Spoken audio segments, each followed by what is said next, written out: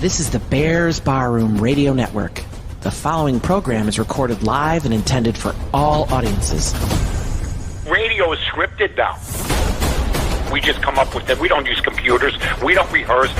We're going to talk about this next. We're going to talk about that. We're going to talk about the Bulls. And then we're going to have Brad Bigson. And then we're going to have all this. No. If you don't know what you're going to talk about in the top of your head before a show, you shouldn't be in the business. I don't know what you got. I feel like Vince Vaughn in a couple's retreat. The Sharks are circling. Old school, baby. You're listening to the Mike North Advantage, and it begins right now. That's right. The Mike North Advantage starts right now. I am Aldo Gandia, Mike's wingman, and Mike has done it again. He has brought with him another sensational guest to the bar room. He's brought Mike Ditka, Ed Obradovich, Hawk Harrelson, Joe Theismann, Cole Kmet, Jimbo Covert, and now he has the punky QB. I'll turn it over to Mike for the official introduction, but let me introduce Mike first. Mike North, how are you, my friend? Oh, it's great to be back, Aldo, after a couple weeks off. You know me, semi-retired, but, still earning some change. That's what we got to do. A little couch change, as Carmen DeFalco would say. But you know what? We'll be back with Aldo with some questions from the chat board folks and everything else. But if you, like I say all the time, if you are a Bear fan and you don't follow Bears Barroom, then you're not a Bear fan. And Aldo, real quick, if you can jump on, what we just got honored as one of the top sites for Bears football, especially with training camp coverage. Am I right? That is absolutely correct. The folks over at BearsWire.com put us on a list of sites people should be following on Twitter, and so we are very grateful that they included us. Well, I'll tell you what, that's awesome. Appreciate that from Bears Wire. Now, I'm going to go to a guy that, I've been friends with for a long time. We became friends in 92 over, I think it started with the Michael McCaskey interview. And to tell you how much time has flown, that was like 28 years ago, April. And Jimmy heard it. And then, unfortunately, since that time, Mr. McCaskey has passed on. But I'll tell you what, this guy was about as good as it gets. Whenever they talk about the greatest Bear quarterback of all time, I've always broken it down. You can't go by stats. You got to go by results. And that's why I've always had Jim McMahon right there at the top of the list. We're pleased to have him on. What's up, Jimmy? Good morning there, kid. How you doing? I'm doing great. First of all, I called you yesterday. I don't usually tell people that. But to let you know how much time has flown, we had a conversation for about 10, 15 minutes, and time flew. It's good to reconnect with you. But you told me some interesting stuff. Your banged-up body has got some relief. And I would just like to say, first of all, welcome to Bear Barroom, and welcome to Bears Barroom, feeling better. Tell everybody a little bit what you've actually had to do. Well, my body was not feeling too well this past December, my right shoulder especially. Both my knees have been, sore. I had 12 knee operations during my career, so my elbows. So I went down to, I met a guy here in Phoenix. The company's based here in Phoenix, and they do stem cells, and they do all their procedures in Medellin, Colombia, because here in the States, you can only use up to 1 million stem cells at a time. Because here in the States, they don't want you healthy. They want you taking their pharmaceuticals. So I went down to Medellin, Colombia for a week, and I had 275 million stem cells put in my body, in my both shoulders, both elbows, both knees. They shot me in my neck about 6 times, and they also put them in my spine. So they went up into my brain. And my body has been feeling incredible.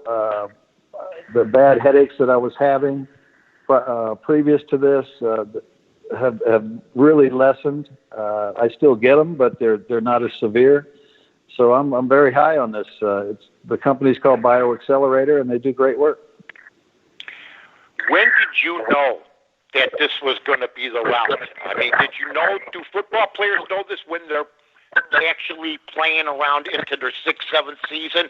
Or do you really know it after college that if you have the career you wanted in the NFL, there's going to be a price to pay down the line? Oh, yeah, everybody knows they're going to be beat up when they're done. I figured that my body would be beat up, which it was, but nobody really talked about the brain at that time. Since then, it's really come to the forefront on how, dangerous some of these injuries can be. So, it's taken me a while to finally get the nerve to go down there and get this procedure done. I actually had it done.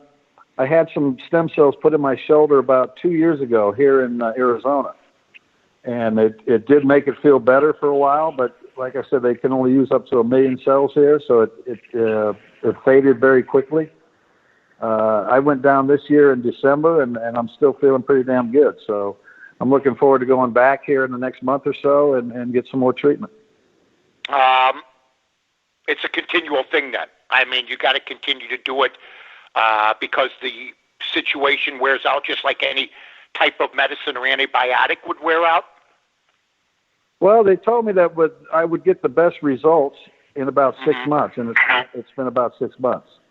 Okay. He said you might need another treatment depending on how you feel. I think the only thing that I would do again is my right shoulder. That's the only thing that really seems to not take hold of the treatment. They told me I had a tear in my shoulder, and I thought I was going to need surgery. But after the stem cells, I'm moving my arm around. I still feel a little pain every once in a while, but it's nowhere near what it was. Well, if this keeps up, maybe we could get you back in uniform, at the ripe old age of 60 and get it done. I tell you what, Jimmy, the one last thing I want to say about this, then we'll move on to another topic. I noticed that you went to Pablo Escobar's hometown. How was that, and was there any concerns? Well, before I went down there was a little bit of concern, I guess, because of what's gone down there. But it's a beautiful city. They have a beautiful facility. It's really downtown in the center of town, and in this huge mall. There's also a hotel in the mall that you stay at the hotel. You walk about 5 minutes over to the clinic, which is really nice. The doctors are great, and all they want to do is heal. They want to make you feel better, and they certainly did that. All right, let's move on to other things. That's awesome. It really is, and I'm glad you're feeling so good. I brought up the McCaskey interview. You liked it. You remembered it, but you were also at the time the same type of individual, basically. I think that's why we hit it off and spent time, hung out a few times together and stuff like that, because we were rebellious. But has the years softened, and do you have any, and do you feel like your reputation is still what it was back then with a lot of people, and they don't know, just like myself, that actually people that are rebellious or don't like certain authoritative figures do mellow out at a certain part in their life, maybe? Well, what's the question? Do I have feelings for what? Or well, basically what I'm saying, Jimmy, is you were known as the punky QB. There were some rebellious times, just like an outfielder that drops a ball in his first game. He's tagged like that forever. Do you feel that, first of all, you were misrepresented at the time by the press? Because I've always felt fake news didn't just start recently. It started back in the 90s, in the 80s, and stuff like that. And second of all, do you think your reputation is a great reputation? I didn't even know what my reputation is at this point, and I really don't care. I did what I did, and I don't have any regrets. That's just the way I was then, and I haven't really changed much. I say my mind, and some people don't like to hear that, especially nowadays. You say you're not mine, and you get people from the culture or whatever they call it these days. It's ridiculous what's happening. And when you say it's ridiculous what's happening, back in the day you were able to express yourself and people made up their own minds whether they liked what Jim McMahon said or what anybody else said, or if they didn't, then there was more of a debate about it. And I know you didn't really care at the time, but I think today, with social media and everything else, it would be a much bigger deal, because I remember them lying about you in New Orleans with the sportscaster there, and you were one of the first guys to wake people up, because basically what they said you did really didn't happen, right? No, it was a made-up story that almost got me killed. So I was never a big fan of the media at the time, and look at what's going on today with Twitter and Facebook and all this stuff that I'm not. Well, my son actually does my stuff for me. I don't want to be. It's their left. But it's just ridiculous how they can censor you and just cut you out of their deal whenever they want. So you think now, I mean, a guy like you, I mean, there were people that didn't root for you when you first showed up to Alice Hall. When you showed up, got out of the limo with the beer in your hand. I mean, there's it was 1980, 81, 82, 82.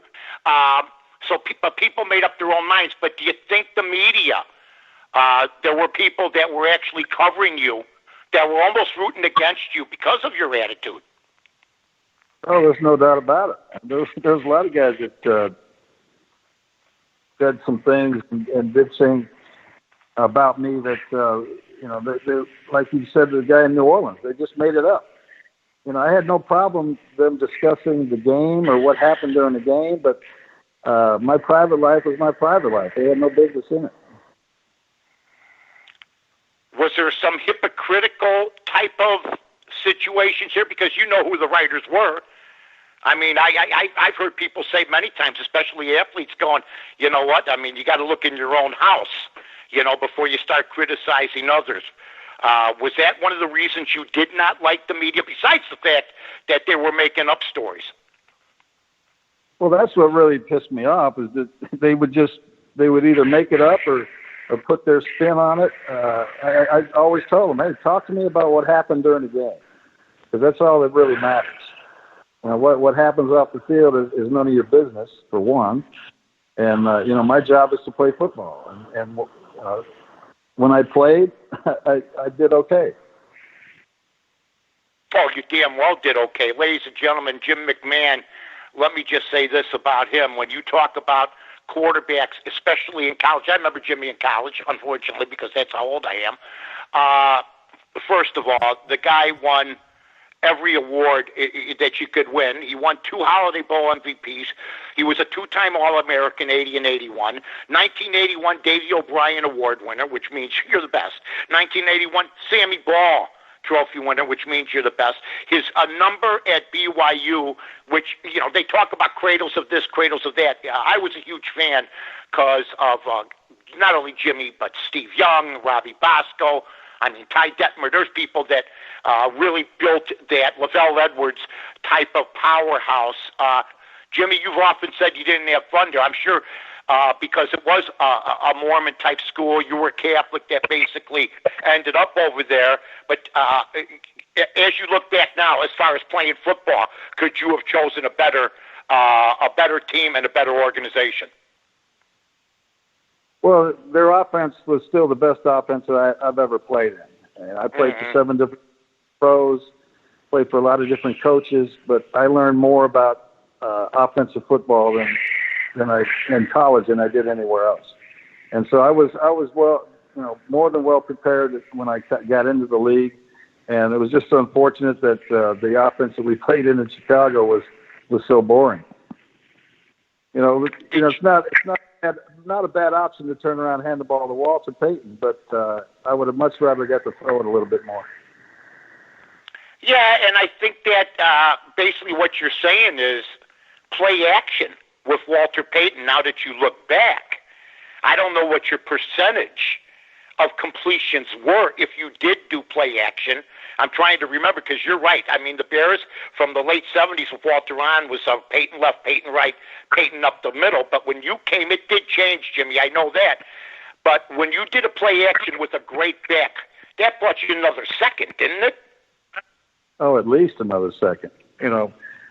People always talk to me about the Super Bowl game and why Walter Payton didn't score a touchdown. I mean, I tell them just watch the first play of the second half, and we're backed up on our own 4-yard line, and we run a play action pass. It wasn't even a good fake, and there's 6 guys chasing Walter. That was their whole game plan anyway. We stop Walter Payton, we win, and they found out that we had more than Walter on that day. I got to ask you about that because I was dear friends with Walter too. I was very fortunate to have those type of individuals like yourself and him and other people, but other people, and I remember because I did shows with Walter, when he, after the game, was upset, I'm sure you understood why he was upset, and maybe Ditka should have called his number more, but was it surprising to you? Surprising that he didn't score, or surprising that we didn't try? Because surprising that he spoke up. Surprising that he spoke up and showed disappointment about that. Well, I heard a lot of stuff. Walter never mentioned anything to me about it in the next 2 years that we played together. But I've talked to Jared, his son, in the past, and he was saying how hurt he was. But I was like, why would he be hurt? I mean, the game was a blowout. I think he carried the ball 27 times in the game. I mean, we had for him to score, but like I said, their whole focus was to stop Walter. That's why everybody else was able to do what they did. I think we could have gave it to him 100 times. I don't think he would have got in because that was their focus. But it didn't diminish, the ability of Walter Payton. It still was his greatness because, they figured if they could stop the great Walter Payton, they would win the ball game. And they did a pretty good job of stopping Walter. But as you said, the game was still a blowout. We had more than just, a running game. Are you good with every one of your teammates now? Because we talk about water over, water under the bridge. It was one of the unique teams of all time where even teammates spoke out at times against each other. Yeah, and down the line in the past. I know that you'll say you don't care, but I'm sure that at times you're wondering why is this guy talking like that, or why is that guy talking like that, and maybe them about you. You good with everything? I've never really had a problem with any of my teammates. Dan Hampton seems to have a problem with me at times, but other than that, I've never had a problem with any of my guys. And why he still takes jabs at me, I don't know. I really don't care though. It's been 40 years, Yeah, it's been a long time, and you look great, by the way. How far away are you from your playing weight right now? I'm still right at playing weight. I don't fluctuate much for some reason. My fiance gets a little upset at me because I eat whatever I want. I don't gain weight, and I have a few beers. I don't gain weight, so I'm blessed with some good genes, I guess. Yeah, you are, and what I got to tell you, one of the great times, folks, I ever had was when I went to the Celebrity Golf Classic in Lake Tahoe with the show. I said, I told him, we got to go. You got everybody there. You got McMahon, you got this guy, you got that guy, you got Barkley, you got everybody out there. So, I had 3 or 4 of the greatest days of my life, and one of the most memorable days, and I know Jimmy's been playing on the golf thing, and we'll talk about that in a minute, but there was rain, and me and my wife walked in to the bar, and it was George Brett, Jimmy, and Bruce McGill, who played Animal in Animal House, me and my wife, and we got toasty for about 2 hours, Jim. You remember that? Well, I remember getting toasted a lot up there. I just finished my first year there earlier in this month, so it's been a wonderful experience. I love going up there. It's a beautiful town, beautiful lake. My youngest daughter actually just bought a house in South Lake Tahoe, so I got to spend more time with and the 2 grandsons this year, so it was great. Yeah, let's talk after one more thing about the golf thing, because you've been doing it a long time. You try to win. There's no doubt about it. I know you. The competitive juices flow. What has that tour meant to you? I mean, basically, because, NBC carries it, and there's still good exposure. People still come out, like you guys are in the PGA before this COVID stuff. And I met a lot of the guys that organized it back in the day, and Tom Dreesen. What has the tour meant to you? It's been a lot of fun. I mean, you'll be able to travel around. The tour's pretty much gone, but the Tahoe tournament's still there. And it's always fun to go up there. And, yeah, you want to be competitive, but some of these guys, they take it way too seriously. I mean, they hit balls all day. They go play all day long. Before I went up there this year, since January, I had played 6 rounds of golf. So I wasn't tournament ready for sure. But I just like to go have a good time. And I know, if I win, I win. But it's the way I play, I don't expect to win. I just expect to have a good time for the week, and and just being out there on the lake. I've met pretty much everybody that lives around that lake after 31 years.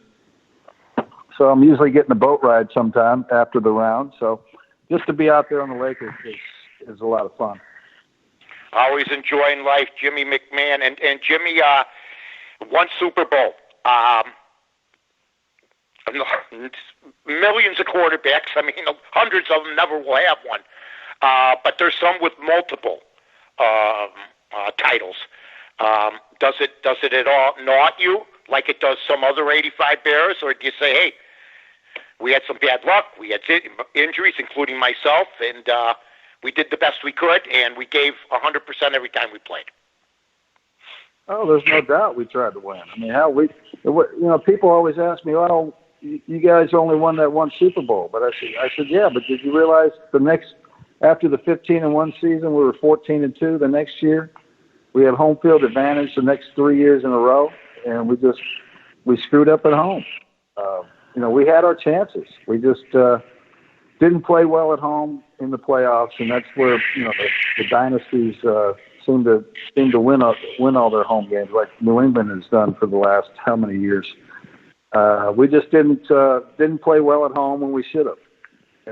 We only have our stuff playing. It's just I just thought after the 85 season, we were getting tired.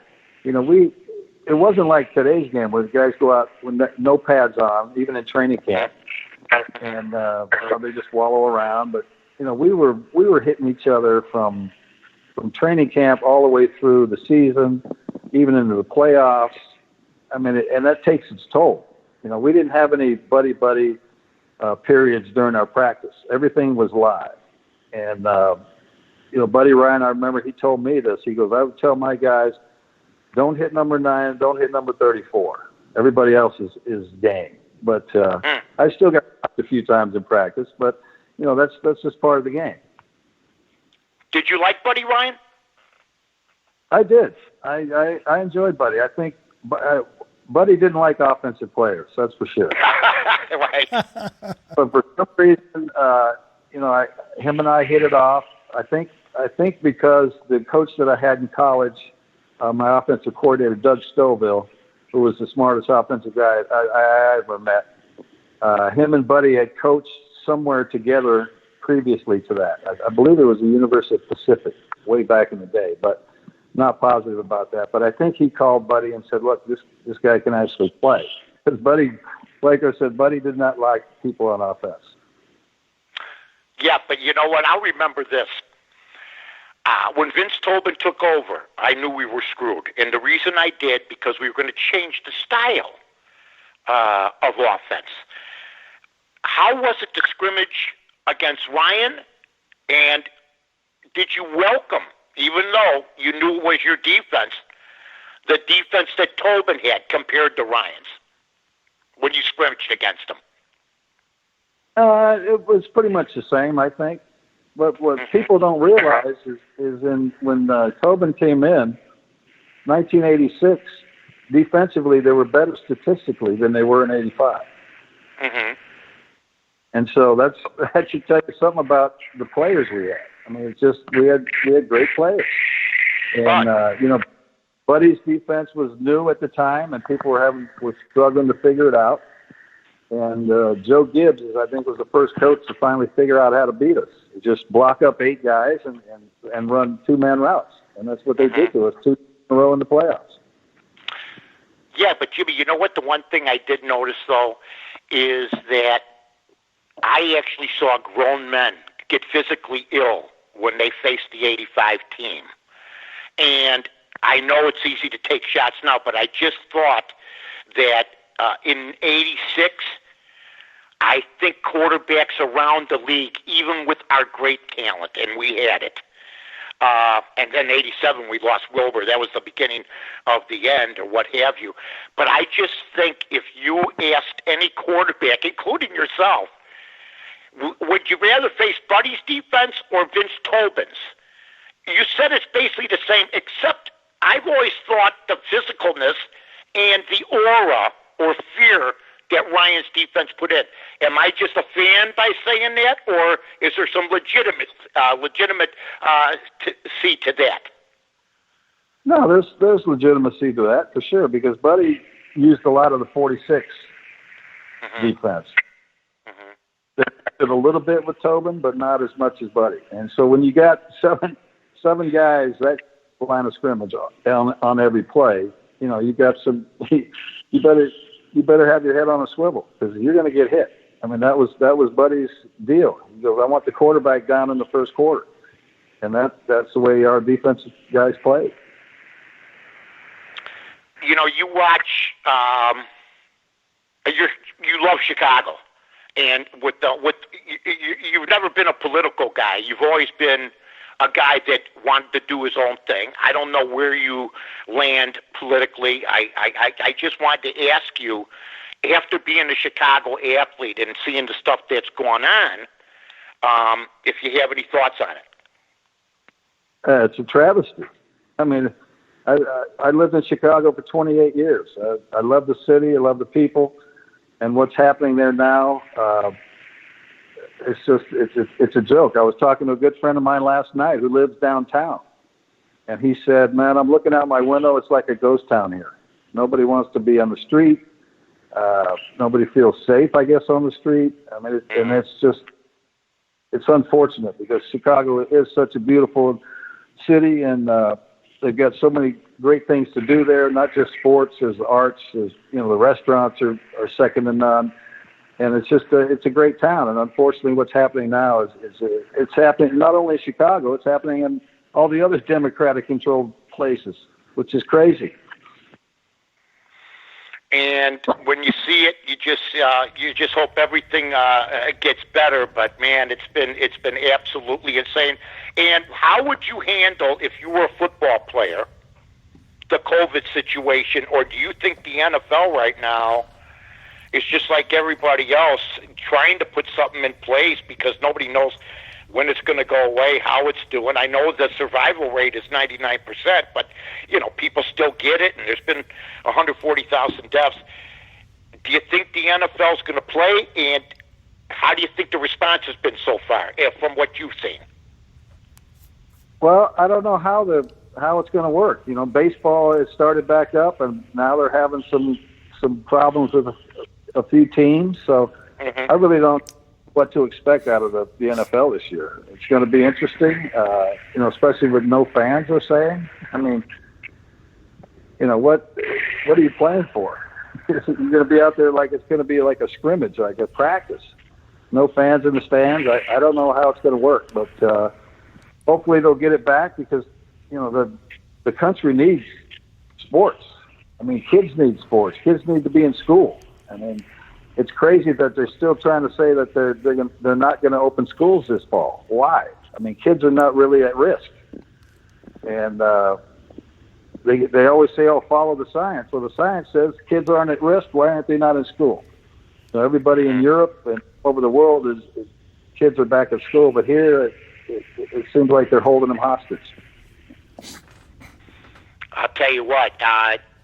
The answer is that I sort of might have expected, but I'll tell you what, I understand exactly where you're coming from, because I've been a lifelong Chicagoan, and I'm stunned. right now by what's happened. Now let's talk real quick, Grandpa, about being a grandpa. Okay, how many grandkids? I've got 4 grandkids right now, with one expected in October, I believe. Yeah, Zach told me your Zach told me your son last night. He's got a picture of him and me in the audience or something. I mean, that's how much time flies. But you got one coming on the way. That would be they have one coming on the way, which would be 5 grandkids, right? Yes. Okay. Are you going to tell the grandkids about the punky QB and all his exploits down the line? Are you going to wait a little while, or are you always just going to be Papa and football is just an occupation? That's pretty much it. They want to hear stories, I'll tell them stories. But, yeah, they call me Papa Jim, which is cool. And, yeah, I've had a good time. I don't get to see them that often. Two of my grandsons are in California. My granddaughter's still in Chicago, and my other grandson lives about 10 minutes from me. So I get to see him a lot more than anybody else. Now, I met Sid Luckman a few times, and I said, "Who are you?" And he told me he was Sid Luckman. He was a very smallish man, great guy, great quarterback. We know what he did. We know his titles. You know it. You're a student of the game, in my opinion. Always were, but you didn't let on. You know what was going on. When they talk about greatest Bear quarterback of all time, I don't go by yardage with Jay Cutler. I think he underperformed. I didn't want him to begin with. I said if Denver got rid of him, they know something because they knew their quarterbacks. At least back then they did. Jimmy Harbaugh was a good quarterback. Sid Luckman was basically now in prehistoric times when you had two-way players, including Sid. Is there a case for Jim McMahon? Just like Gale Sayers in a limited time being in the Hall of Fame. Is there a case for Jim McMahon for the titles, the playoffs, and everything else to be considered the greatest Bear quarterback of all time? And you have basically, you would have backup from a lot of people, I believe. Jimmy, I know you'll say I don't care, but you know what? Your legacy's your legacy, and you were a hell of a quarterback, and you brought a title to town. Is there an argument? Well, I met Sid Luckman as well, and had some great conversations with him. I think what he did with Chicago, I forget how many championships that he did win. 5 or 6, something like that. 73-0 game with Washington. You know, back in the 40s. I mean, undeniably, played defensive back and was a great quarterback. 7 touchdowns in one game, stuff like that, when they didn't even throw the football that much. Yeah, it doesn't bother me at all that they have Sid at the number one spot. To be mentioned is great. You know, they've been playing for 100 years. So if I'm number 2, I don't really that doesn't bother me. Yeah. Well, you're top 100 Bear of all time too. You were voted one of the top 100 Bears of all time, which is a hell of an honor when you think of the history of the Chicago Bears, folks. I mean, think about it. 53 guys, well, back then it was a little less, but 53 guys, no, it was more back then, make the rosters each year. Thousands of players, and Jimmy, top 100 guy of all time. We're with Aldo, my buddy Aldo. And Aldo, you got some chat board questions for Jimmy from all the folks? I do. I'd like to try to squeeze in 5 or 6 of them, if I can, real quickly with you, Jim, and tons of people in the chat room. All of them happy to hear that you're feeling better and that the treatment that you're under is helping you with the pain in your shoulder and so forth. What was the name of that company again that is helping you? BioAccelerator. Excellent. BioAccelerator. Okay, we'll be looking for that. Now, I always had the theory, Jim, that one of the reasons players went after you, opposing team players, was because you didn't take any shit at all from your opponents, that you basically would tell them to shut the F up, and you antagonized them, and therefore a lot of the opponents went after you probably a little harder than they did other quarterbacks. So I have to ask you, do you think that players were hunting for you in a way that they weren't other quarterbacks because of your attitude? No doubt about it. I've talked to a number of those players. Like I said, I got to move around the league. I played for 7 teams, and I got to play with guys that I played against all those years, and they would say, "Man, we wanted to kill you," and a lot of things they said because of the commercials. They said every time we turned on a commercial, you were there. So, once they got to know me, it was fine. A good example, Ron Heller was a offensive tackle for Tampa Bay when I was with Chicago, and Tampa Bay was kind of the easy win, we would say back then. But I got to play with Ron in Philadelphia. We were teammates. And when I first got there, he was kind of ignoring me and this and that. And I finally went up to him and said, "Hey, Ron, how you doing?" And he says, "I don't like you. I don't want you here." And I'm like, "Why?" He goes, "Well, because it would piss me off that we'd be out there pregame warm-up and all of a sudden the crowd would cheer and we're thinking they're cheering for us and we turn around and you guys were coming on the field." So they hated the fans like the Bears more than they did their home team. But since then, Ron and I, we actually became roommates for a couple of years in Philadelphia, and we're still good buddies. I just got to see him in Montana last week, so we had a lot of laughs about it. Yeah, the guys were, I think they just got tired of seeing me on TV, and then the way I played, like you say, I didn't take any shit, and so people wanted to take shots. It didn't bother me. Well, I'll tell you, we've got a guy here at Bears Barroom who would love to sit down and do shots with you because he is such a huge fan of yours. He told me that ever since he was a kid, he was rooting for Jimmy McMahon, bought tons of McMahon jerseys, and to this day, decades later, he is still a loyal fan of the Chicago Bears because of you. So I told him, listen, send me an audio question for Jim, and I'll play it for him, and this is my buddy, Dan Aguirre. What do you think was the most disappointing loss? Would you say that the Washington loss in '87, because it's Walter's last game and Fensick's last game and the last game Wilbur's going to be there, the Otis's last game, it's kind of like the last dance of the '85 Bears. Is that more disappointing, or the '88 NFC Championship game to San Francisco when it's kind of like, okay, this guy is the leader, Jim McMahon, over the defense, and then that would be your last game? So what is if you look back, what hurts the most? Well, both of those hurt quite a bit.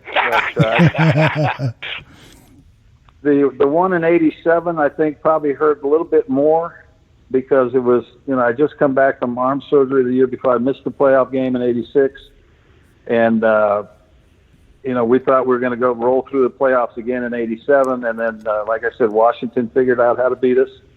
So that was very unfortunate. But then the '88 championship game as well was a pretty tough loss because that would have been our second Super Bowl, and who knows what would have happened. But yeah, both those losses I still remember those pretty vividly. Comments in the chat room. Heart4803 is saying, I so much love to hear Jim McMahon talk because he is so honest and so blunt with his responses. And he's got a question for you. He wants to know, what were your thoughts about Doug Flutie being signed by the Chicago Bears and his relationship with Mike Ditka? Well, at the time, everybody thought that I was treating Doug poorly. I don't think I ever did. We didn't talk much. What I was trying to do was stand up for my teammates, Mike Tomczak and Steve Fuller, who had been there. Steve had been there for years. Steve had won some playoff games for us. He went to Washington in '84, beat them there. So he put in his time. Tomczak was up and coming, and I was just trying to support my teammates. I didn't think we needed that move at that time, and so I was very upset about it. And what's funny is I got to play with Doug Flutie this year in Tahoe. Him and I were a twosome on the first day. Wow! We were the first guys on the golf course, and we talked, and at the time I told him, I said, "Look, dude, I had nothing against you. It was just the fact that I was trying to stand up for my teammates who I thought were getting a raw deal, and that's what happened." I'd like to squeeze in 3 quick ones here. Ron Rupnow wants to know if you have ever talked to Charles Martin. And for those listeners, Charles Martin was the guy that gave probably the dirtiest shot in pro football history to Jim McMahon. Like 30 seconds after he got rid of the ball, this idiot throws McMahon down to the turf. Have you talked to Charles Martin at all?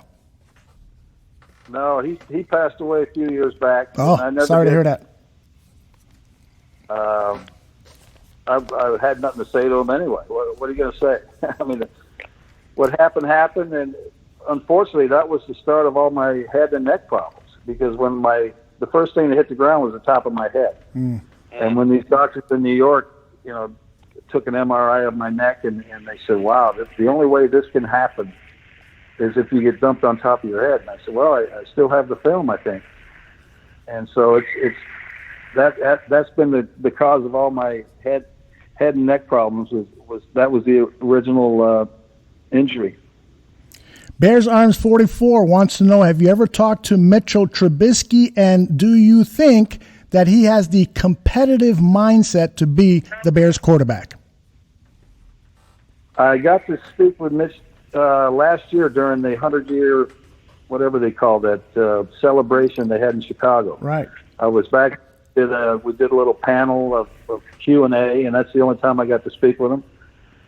Seemed like a good kid, and knows what he's doing. I don't watch a hell of a lot of football, so I couldn't tell you exactly what's going on with him in the offense. But I do know that Nagy, I think, is a good football coach.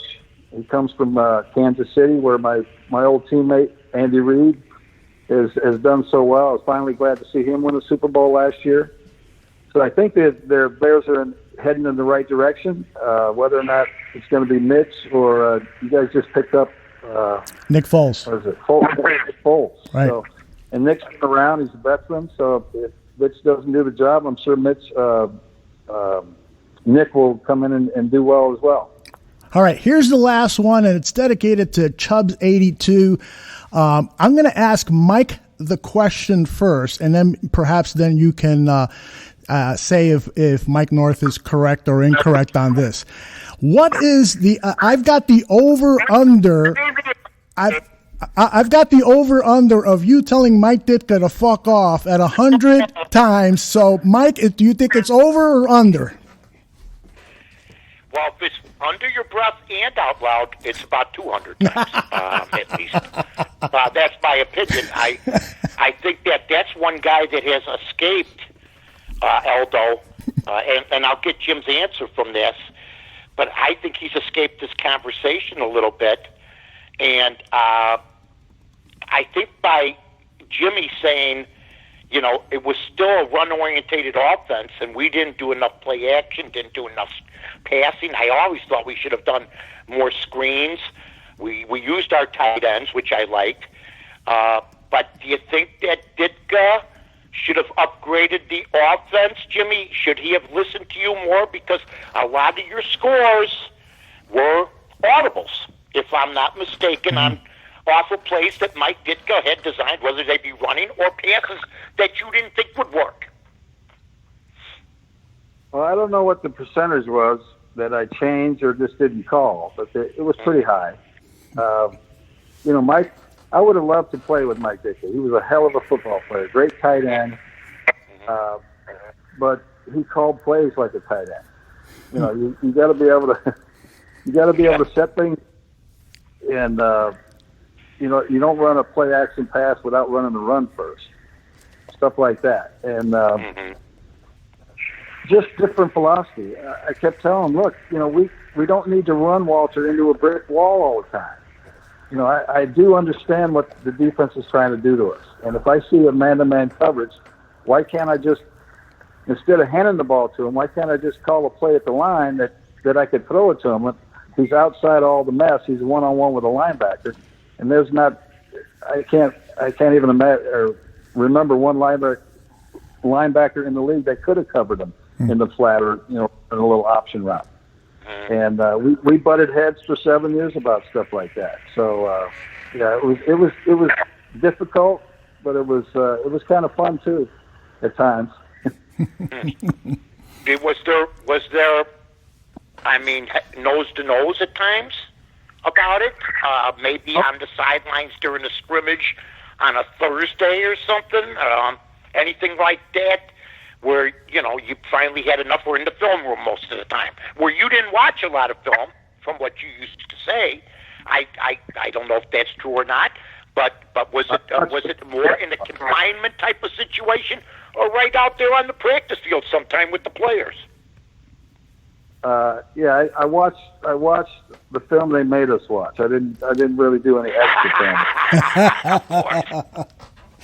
But we didn't get into it much at practice. I don't remember, because practice is practice. Not it's not a win or lose situation in practice. But I remember there was many games that we were nose to nose on the sidelines. But we both had the same thing in mind. We both wanted to win. It's just we had different ideas on how to do that. Well, I'll tell you what, man. It's been great talking to you. You just have just a legacy in this town that's never going to be gone, ever. You have a great college football career. You got grandkids. You're still in one piece. Your health is improving. You seem like everything's going well, Jimmy. You're able to play golf. So God bless you, my friend, and thanks for joining us.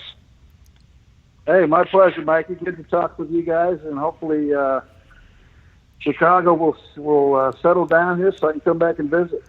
There you go. Great to come back. All right, Jim. Thank you, buddy. Bye-bye. Okay, guys. Jim McMahon. Unbelievable. Jim McMahon. Great interview. Take care, Jim. What a guy. Bye-bye. Yeah, sensational interview, Mike. And you said it. What a guy. Not only what his accomplishments are as a Chicago Bear, but his impact on the NFL worldwide. I mean, this guy really helped make the game global because he was one of the primary personalities of that 85 Bears team. And like the Michael Jordan and his Bulls helped make basketball global, Jim McMahon, the Fridge, and Walter, and Richard Dent, and Mike Ditka, they helped make the NFL go global. So for McMahon to stop by here in the bar room and talk with you for 45 minutes is just a great moment. Well, I think Jimmy had to get some things off his chest, including, which was surprising. I mean, he basically expressed, and we don't talk about politics on this show, right? But he expressed disappointment with what's going on in the hometown and his love for Chicago, which, I think you never ask the players, but you always read up like in magazines. I remember people asking a magazine asking Cole Hamels when he was with the Phillies, "What's your favorite road town?" Chicago. There's a deep feeling the athletes seem to have it. I think the White Sox have it. The Cubs have it. And so you just want things to be like they were, and hopefully they will be. I think Jim McMahon, really today, had some great answers to a lot of questions. I'm glad we did hit on Ditka and the amount of times, because I've often wondered, because Ditka did call the plays most of the time, not Ed Hughes or anybody else. Ed Hughes suggested plays, and he said he called plays like a tight end, which almost meant we've been playing in today's game. McMahon would be passing maybe 60% of the time, even with that great defense, and maybe running 40% of the time, Aldo, if not less. Right. Absolutely. You're absolutely right. That whole, as a fan back then, I was so frustrated because we had the offensive weapons to have this truly explosive and dynamic and versatile offense. And when Jim, that could be a soundbite for the day. When Jim said that Mike Ditka, I would have loved to have played with him, but as a tight end, he was great and so forth. But unfortunately, he called plays like a tight end. Wow. That was great. I don't remember him ever saying that in public. Right. I really don't. Yeah, well, let me just say this. I mean, after the podcast is over, we got a lot of time left. We got all the time in the world. Sure. We're going to have about 4 or 5 sound bites that we could suggest for the day. My God. Absolutely, easily. He came up with some stuff that was special. Good to see him and Flutie have buried the hatchet. Mm-hmm. I didn't buy the Vince Tobin Ryan stuff from him. Right. I didn't buy it. Right. I just thought that the defense of 85, no quarterback in the world would want to face that defense even today. Mm-hmm. So I just thought, and I think as a fan, I thought that Tobin's defense was efficient, unbelievably efficient, and great as far as rankings are concerned. But the fear factor, and Jimmy did acknowledge the fear factor. Mm-hmm. Yes, he did. Yeah, I'll tell you another thing. You talk about sound bites. What about him? You asked him about players and how he gets along with certain players and so forth, and he volunteered the information regarding Dan Hampton and the fact that he's still not a Hampton guy. Well, Hampton goes after him almost every time he's got an opportunity to. I think Hampton holds a grudge against Jim McMahon because he feels the team would have done better or won more championships if Jim would have done a better job of taking care of himself. Yeah, but man, when you get thrown on your head, Yes. and the guy's got a towel with your number on it that says, "I'm getting you," and that's not on McMahon. I never, ever blamed McMahon. Look with the lacerated spleen. I mean, Dan Hampton underwent the knife 12 times, on his knees. Yeah. He had some injuries. I get it. But my God, they wouldn't have won one without Jim McMahon. Yeah. They wouldn't have made the playoffs maybe without Jim McMahon. That's just my opinion. I just thought the infighting was almost like the Oakland days of the 70s. Mm-hmm. And the only difference was Oakland forgot about it on the field. I think some Bears, including the defense, pitting themselves against the offense, and Ryan against Ditka, carried sometimes into the games. Yeah. I'm with you. I'm with you on that. Yeah. And Harp 4803 said earlier, about a half hour ago,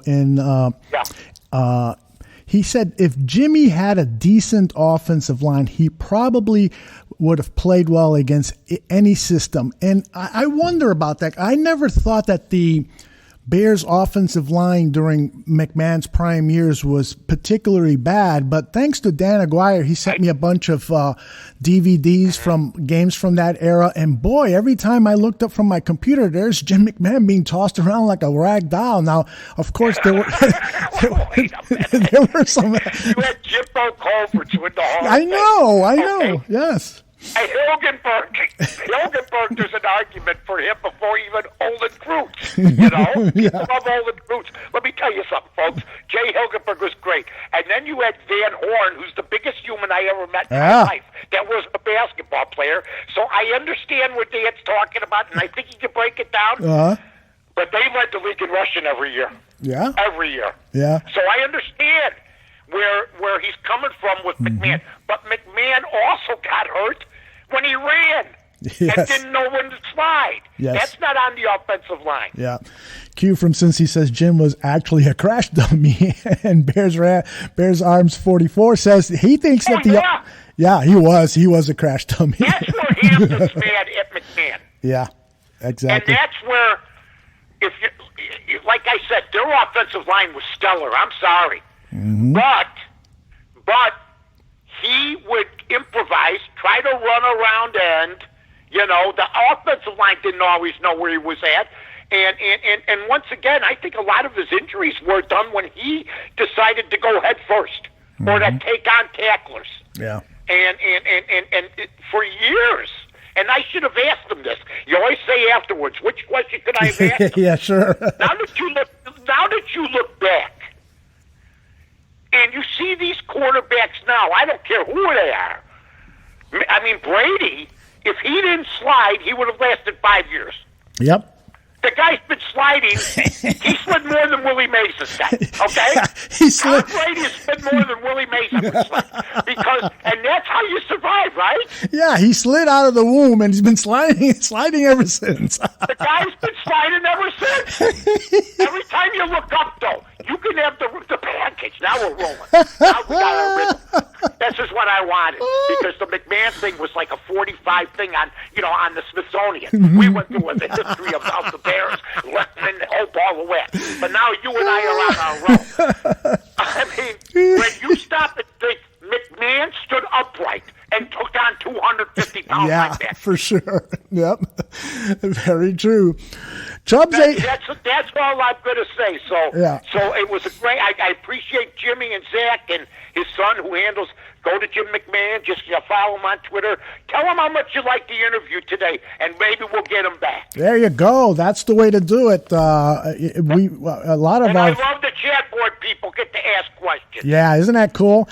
Chubbs82 says that he believes that ownership, general managers throughout the decades with the Chicago Bears have not done quarterbacks any favors because they've had so many misses in terms of offensive line acquisitions. Now, I agree to a certain extent. I do believe that the offensive line of the 80s, which was primarily drafted by Jim Finks, was a good offensive line. You named some of the players just earlier, but the offense. Mark Bortz, he turned into the guy. That's guy right. Played in a couple of Pro Bowls. He was a defensive tackle. That's right. And they moved him to guard. I mean, come on. Bortz was on. I met them all. Mm-hmm. I thought I was looking up at mountains. Yep. I'm serious. That's some big guys, but I know you're not a big fan of Jay Cutler, but he did not have good offensive lines for the most part when he played for the Bears, and it's. I agree. And I agree on that. I agree that he could have had better lines. There's no doubt about that. Mm-hmm. He had good skill position players with him, from Forte to Marshall. I get it all. And there's no doubt that with the rules being different now, McMahon and the guys that, like, for instance, that guy that threw McMahon on his head, he would have been suspended for the year. Oh, my gosh. Yeah, easily. Yep. I mean, Charles Martin would have been suspended for the year. He might have gone to prison for that. I mean, that was akin to a sucker punch. Yeah. If you've ever been sucker punched, folks, and if you grew up in Chicago and you haven't, go out and get sucker punched so you can become part of the fraternity. But that's beside the point. There's no doubt in my mind that if the rules were different now, Jimmy McMahon would be very successful because he wouldn't have as much to fear as they had back then as quarterbacks. Yep, that is for sure. God, am I on my game? I'm on my game. You always are, Mike. Come on. You're always are. Better than the White Sox, for Christ's sake. Well, let's talk about the Sox in a minute. I want to ask you one last question regarding that interview. Yeah. What were your thoughts?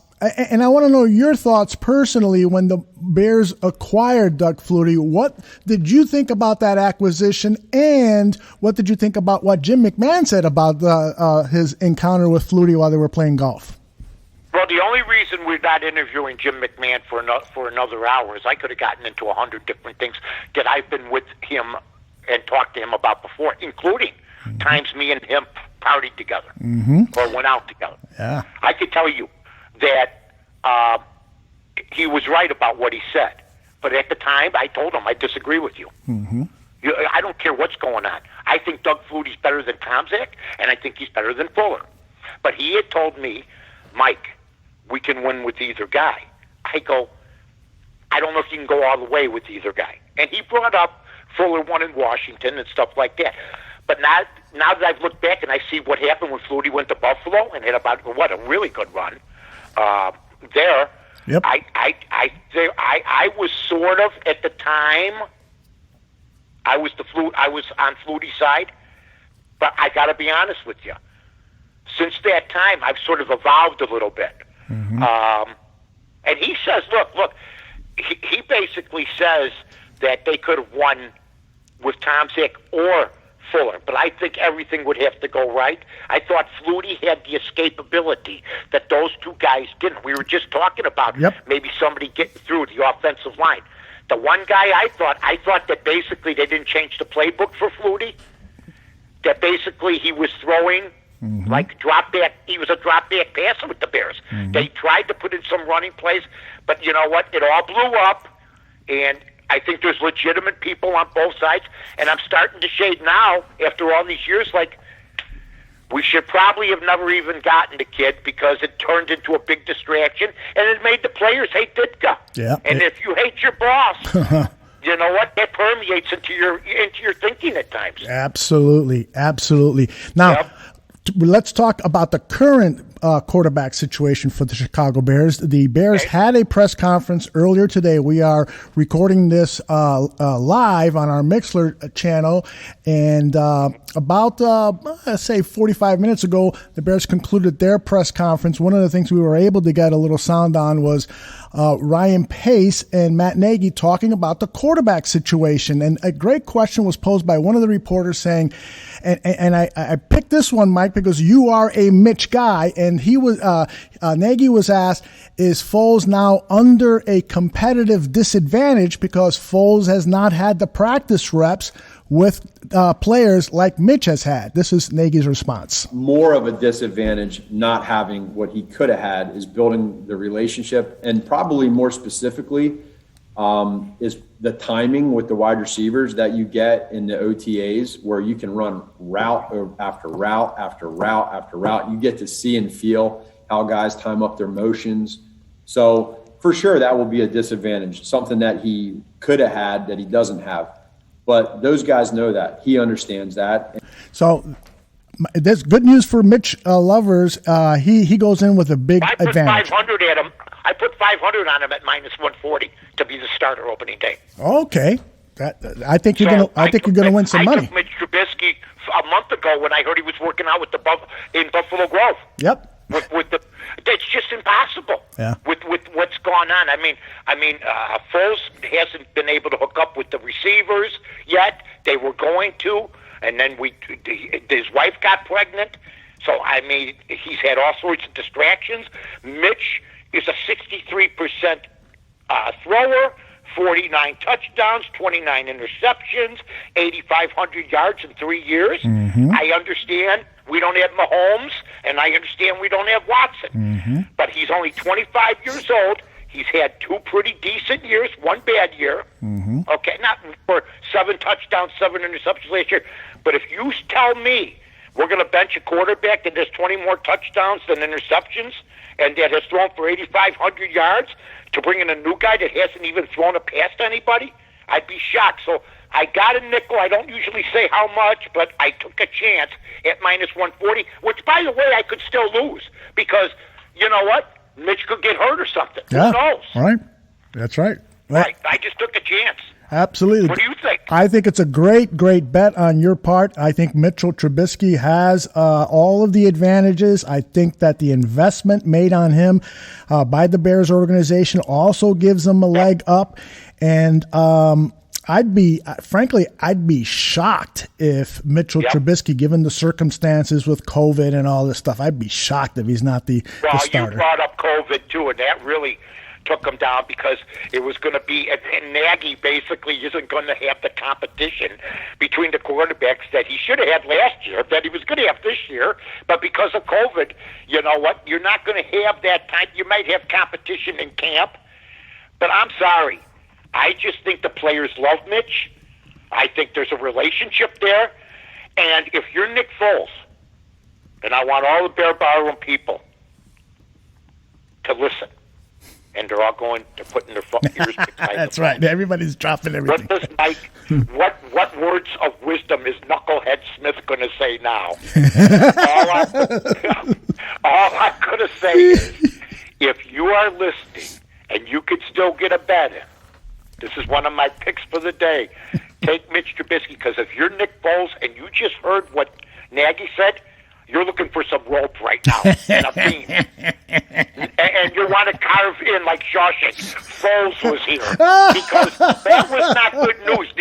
That was not good news, what Nagy said. You would expect him to say, well, let's wait and see. Yeah.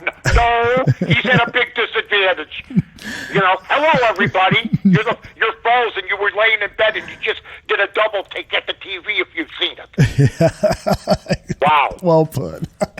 All right, well, the big news with the Bears and this whole COVID thing is that their nose tackle, Eddie Goldman, has opted out for the season. Now, I got 2 sound bites for you here.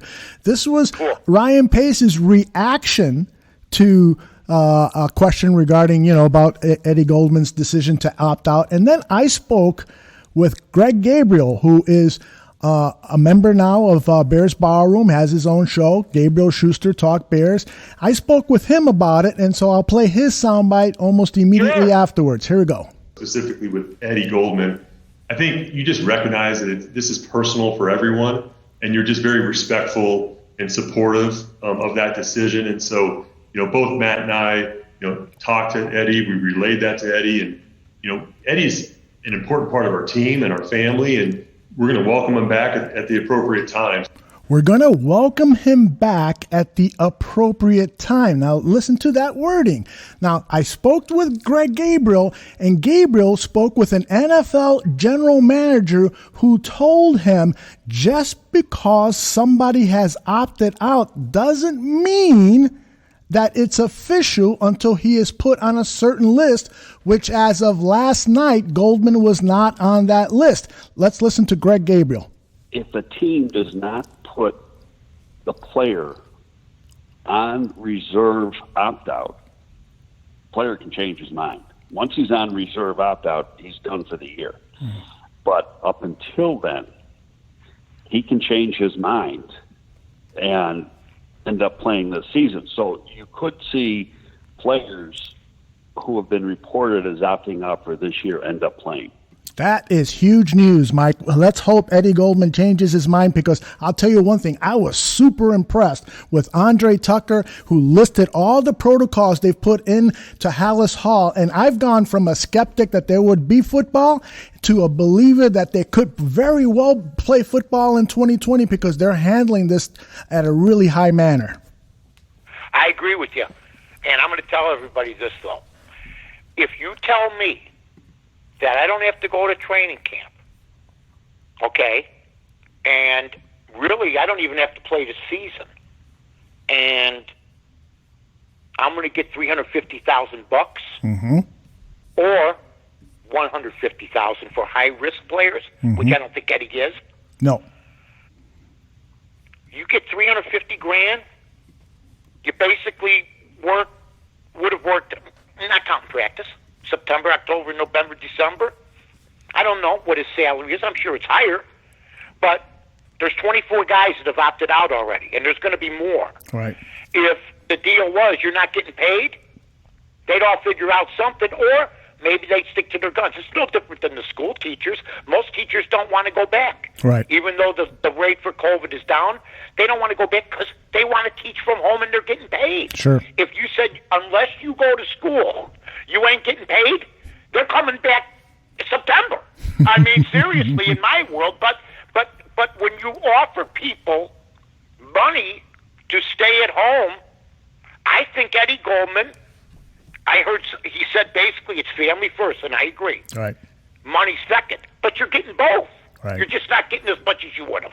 Right. Well, and the other thing is that the money is taken out of your deal the following year. So it's not like it's free money. So if you're making, $1 million, well, they're going to take that portion out that they will give you for opting out. They'll take it out of the following year's contract. Unless you don't go back next year, unless maybe you're a free agent or something like that. What happens if you're an unrestricted free agent and you're picked up by somebody else? You're not going to have money taken out of your pay. Let's say if you leave the Bears and you go to the Green Bay Packers, you're going to make that up anyway. Well, so I guess you're right, though. You're right what you're saying, though. Right. You're right. Mike, I believe, and I looked at this just before coming on just to make sure. NFL.com is reporting that the contract for those guys who are like on the last year of their contract, if they opt out, then their contract is what is called tolled, which means that they don't become a free agent until the following year. So, yeah, I like that, Alex. Yeah, that worked. Thank you. I didn't know that. That's awesome. Yeah, I thought that was important news to share because absolutely. Yeah. So, in other words, if you take the dough, if you're Eddie Goldman, right, okay, and you're an unrestricted free agent, but you take the dough, right, you can't become one. Correct. You got a waiting you, right? That is correct. That is correct. All right, cool. So I didn't know that. That's good. I didn't see that. So good. By the way, ladies and gentlemen, can I say something about Aldo Gandia? May I just bring this up? We have all sorts of new shows. We got Schuster. We got Gabriel. The Grabber. I mean, we got all sorts of guys. The Grabber. I mean, we got Shanowski. I mean, these are names. Yeah. They want to come to the bar room. Why is that? Because of you. If you follow the Bears bar room, it's the godfather of the bar room. But how about the way the show's produced today? How about all the sound bites we've had today? Second to none. Plus Jim McMahon, in probably one of the longest interviews I think he's ever done. To be honest with you, I remember Jimmy didn't want to stick around for one question, ladies and gentlemen. That's so true. He's probably taking a nap right now, Al. I remember reading Jim McMahon's autobiography, and there in one chapter he talks about how he's at home with his wife at the time, and he gets a call from his agent. And I don't know if I got the number figures correct here, but his agent. Zucker. Yeah, okay, Steve Zucker. And Steve says, hey, some company is offering you $20,000 to show up and sign some autographs at the store. And I don't know if those figures were exactly correct. And then he says, no, I want to stay home with the wife. A half hour later, Zucker calls again and says, hey, it's up to $30,000. No way. And then 15 minutes later, they're offering you $50,000. And Jimmy Mack says, I got to get my ass up and go sign some autographs. Listen to this. I was with Jimmy at that restaurant, his restaurant. When it opened, it was as big as a United Airlines hangar, okay? It's out there in Northbrook. Everybody knows where it's at. And we're sitting there, and Jimmy goes, man, there's people in here, but this place is so damn big, it looks empty. It was so huge. If you left your keys somewhere, you'd have to go on a 4-hour search with dogs. It was crazy, man. It really, really was. All right, before we leave, I got to get your thoughts on what's happened with Major League Baseball. First of all, let's talk about the issue with the Marlins. Their season is over, and your thoughts on how that whole thing transpired and just overall. All right. Well, you know me. I'm a smart guy. Wise guy. So I said, okay, they're all wearing masks. And BB goes, yeah. I go, well, you wear masks so other people won't get it. She goes, right. It's really to protect other people that even aren't wearing masks. And she goes, right. I go, well, if everybody's wearing masks, then how do half the people got it? But now we're finding out, which this is more true, that they probably went out. They didn't follow. There's people that wear masks only when they go to Jewel. They don't wear masks all the time. I live in a place where I don't have to, okay? But other people live in places where they should, but they only put them on. Okay, you see it on Twitter all day. People advocating masks, or people, not wearing them, or people basically walking around with no masks on. So it's crazy right now, don't you think? I mean, seriously. Yeah, it is. It is nuts, and it's really hard to kind of just put into words how complicated and weird and it's really, really bad. And I go to bed every night saying a prayer to God, please let's fix this situation however you see best fit, so that we can get back to some normalcy, because the economy is cratering, people are getting sick, older people. Every once in a while I look at the newspaper and see who's getting ill and so forth, and here's a 70-year-old man in Antioch County that died. Here's an 85-year-old person in Will County that died. And it's like we're losing so many senior citizens because of this, and it's just a mess. I hope that at the very... We're going to be back someday soon, folks. Yes. So just hang in there, and continue to listen to the bar room. Yeah. By the way, let's talk some baseball, okay? Let's talk Cubs and Sox. Yes. The Chicago, last year, Aldo and I were doing the Mike North Advantage. I don't know if you've heard of the show. It's one of the groundbreaking shows in podcast history. It was written by myself back in the day in a magazine preview. But I believe you and I were on the same page with this James McCann. And I have seen nothing. I mean, when people say, oh, come on, Mike, Grandel frames pitches. I've been watching him. They should have never, and I've been watching the team. I took the under 32.5, folks, and I don't regret it because they don't have any pitching. They should have spent money on pitching, not an all-star catcher DH when you already have DHs and an all-star catcher. McMahon has hit a home run last night. He had 3 hits the other time he was able to start. They're sitting an all-star catcher half the time, and I think it's going to go on all year like that because they signed Grandel for 4 years. So unnecessary. Money should have been spent elsewhere. And I think, Aldo, well, I know this because I took a lot of hits for saying it was a stupid deal. And I'm not going to say it's stupid yet. Grandel could hit 10 homers. All I'm going to say is I think you and I agreed it was an unnecessary signing. I agreed with you when you first said it, and it's bearing out to be true. I don't get it. This kid McMahon is a player. He is a player, yes. and to spend those resources. He's an A.J. Brzezinski type. Yeah. You didn't think he was going to be as good as he is. Right. And now you go out and get a catcher for 4 years, and I haven't seen him. Look, when Grandel is caught for the most part, the other team's scoring 9-10 runs. Mm-hmm. I mean, yesterday was different. I'll give them that. But, I mean, they like McMahon. I saw him with Rodon, who did a decent job. Mm-hmm. But you know what? I mean, I don't think they have starting pitching. I think they got a couple guys. Giolito, we'll see. I like Keuchel. You got to love what he did. That was a good pickup. Yep. But as far as putting a team together, this is the 5th year of the infamous rebuild. They have no chemistry.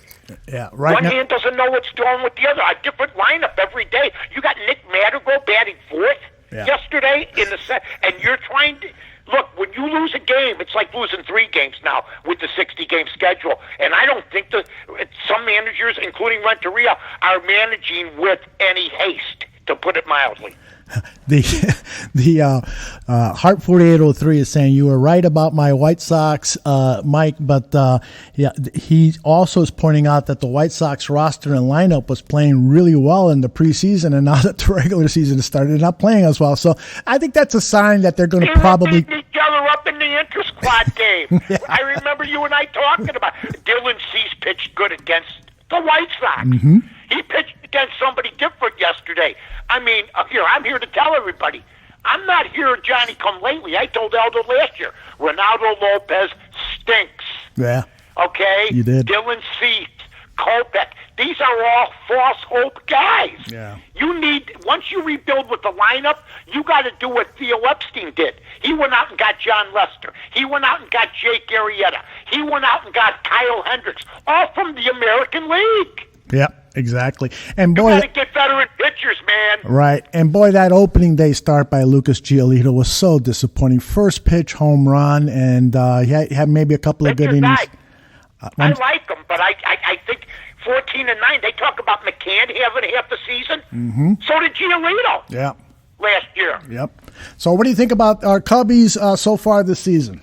Hey, holy mackerel, no doubt about it. Those Cubs are. I mean, I took the over with them 32, and I'm feeling good about that. Now check with me. I got under Sox. I got over Cubs. But check with me in a week because they could lose 4 in a row. The Sox could win 4 in a row. But I really feel comfortable. Ross just managed horribly a couple nights ago when he kept Kimbrel in. To just almost lose the game. Mm-hmm. I think he's going to learn on the job. But you know what? The players are doing their job. He hasn't had to do much. So I like him right now, don't you? I do like them. I like the way they're looking. But I got to tell you that Q from Cincy is in the chat room, and he says, take it easy. The Reds are going to bounce back. They're going to take the division. So Q from Cincy doesn't agree with you for a chance. Hey, Q. The Cubs are beating them like redheaded stepchildren. Okay? I got to be honest with you. I mean, you know what? I mean, Q, you had such high hopes. I told Carmen DeFalco this last Friday night. Mm-hmm. Quote, unquote. Why is Cincinnati well thought of? I mean, really. Yeah. I said, is Pete Rose back? Is Tony Perez? Uh-huh. I mean, they were talking about their pitching staff, but it's okay. Yeah. Wade Miley, come on. It's just the whole. I don't see it. They got Joey Votto. They got a couple good players, but I just don't see it. I think they're overrated, just like the White Sox. And Cincinnati and the White Sox were heavy bet favorites in the futures before the season started. Yeah, big time. Now, you and I like to go on Twitter and have fun and so forth. But the other day, David Kaplan threw one of the all-time greatest rants against the Cubs bullpen and manager. Did you see that? I mean, he went off for like 2 minutes just yelling and screaming at Ross, the new manager, and Kimbrel, what a waste of money and so forth. That was the game where the Cubs were leading. I think it was like 7-1 or 8-1, and ended up being a one-run affair because the Kimbrel and the rest of the bullpen just fell apart. Your thoughts on this Cubs bullpen? Well, it's just, there's no fire extinguishers. I mean, that's right. The mound will, it's basically good. You ever see the devil walk out of flames? It's going to be the pitcher on the mound surrounded by flames. But I saw what David said, and David, you know what? I've known David forever. He's great. Yeah. But he's been one of those guys over the years that is like, relax, everything's going to be okay. Well, that's gone. Mm-hmm. I mean, because in a 60-game schedule, if anybody is saying relax, they don't understand the dynamic that's going on right now. Right. They don't. Because, like I said earlier, one loss is like 3 losses. Yeah. I mean, that's it. Yeah, that was a good tweet. So, you can't get behind. Yeah. And here's the deal. The White Sox, the divisions, the central divisions of both leagues are pretty tough. Yeah, they are. Yeah. I mean, the Sox are going to be playing the Cubs 10% of the time. Mm-hmm. So, you know what? We may decide, those games may decide the fate of one of our teams here, basically. Very true. Very true. Well, I'm hopeful that the season is going to play out these 60 games. There's going to be like 16 teams in the postseason. Is that right, Mike? Yeah. I mean, it's all done. Yeah. They said what happened was Manfred had to take a dump at 3 a.m, and he just decided they had 6 more teams while he was sitting on the pot. I mean, there was no rhyme or reason for it, but except for one thing. The owners of the greed stepped in here. Yeah. Let's bastardize the season even more by making it over half. There's 30 teams, 16 making the playoffs, and in the first round, it's the best out of 3. It's called fleecing the public or getting TV money or any way they can to make up for whatever losses they have. Yeah, you're right. I can't argue with that. But the good thing is that with 16 teams in the playoffs, I'm betting that both the Cubs and the Sox are in the postseason play this year. Oh, really? Yeah, I still love my Sox. They're off to a slow start, but I think they'll. Oh, for God's sake, would you quit sounding like a 12-year-old? Why don't we just go out and play running bases next? I know you love the Sox. We want them to win. We need them to win. But if you're asking me, at the end of what we've just seen so far, at the end of the day, are they really going to win 33 ball games and get the over in your eyes? Mike. If you had to pick a team between the two, forget about the start. You're right. They could turn around. Right. If you could pick a team between the Cubs and Sox at the end, I don't want to sound like the guy in Hall Pass, that movie. That's too gross. I apologize for swearing earlier in the show. No, that's okay. No, if you win, okay, you get 10 years added on to your life. And if you lose, you'll be dead by this time next week. Which one would you pick? Which team would you pick? I want 10 more years. Well, who are you going to take? You got to take the winner. Who would you take, Cubs or Sox? I got to pick the Cubs right now, unfortunately. Heart 4803 agrees with me in the chat room, and we're both Sox fans. So don't wait for other people to type in your oldest trick in the book. Don't wait for them. You you would want 10 more years. You're taking. We got to take the Cubs. Look, I'm a Sox fan too. Yeah, I know you are. I know. But as we need one game to save our lives, I want to win. Why do I envision? Seriously, Rodon on the mound for us. That's right. That's all. I think they got to go out and get pitching. That's what they got to do. Yeah, you got the lineup, man. Yeah, they really do. Luis Robert, I would never bat him seventh. I'd bat him second. Yes. I'd bat him second because he's a monster, man. Yeah, I don't understand the whole idea behind that. I mean, they want to take pressure off the kid. Hell with that. This guy's ready to go. This guy's ready to play at the highest level. I lived in a shack in Cuba going, do we have a bathroom? I mean, seriously, pressure. Where they come from is pressure. This is fun for them, right? That's right. This is utopia.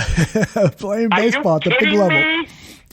Well, are you kidding me? That guy, Mike Trout bats second. I'm not comparing him to Mike Trout. He almost overran a ball the other day. That's how fast this guy is. Yes, I saw that. I mean, he is. Did you see it? Yes, I did. He took a ball last night. Garcia was in right field. A fly ball to right. Guess who cuts in front of Garcia and takes it? It's straight away right. He did. Yes. That was bad. But you know what? What are you going to do? Yeah. It's his ball. That's right. Well, and he has to be that aggressive because the guy to his right in left field is not a great fielder, Eloy Jimenez. And so I'm glad. I told you got to put a cowbell around his neck. He'll kill somebody out there. He almost ran through he almost ran through the fence. Yes. Did you see that? No, yes, I did. You know what? Sand warning track. Once again, sand warning track. Yes. Can you imagine those two guys colliding? Those two huge guys, Robert and. They'll both be out for the year. They're monsters. Yes. Once again, when you feel the sand, please look at the fence. Oh my gosh. It has been so much fun getting back on the air together with you. Mike North, and a great interview with Jim McMahon. I mean, it is great to... By everybody. Yeah, great questions from the chat room. Oh my gosh. And by you. I thank you.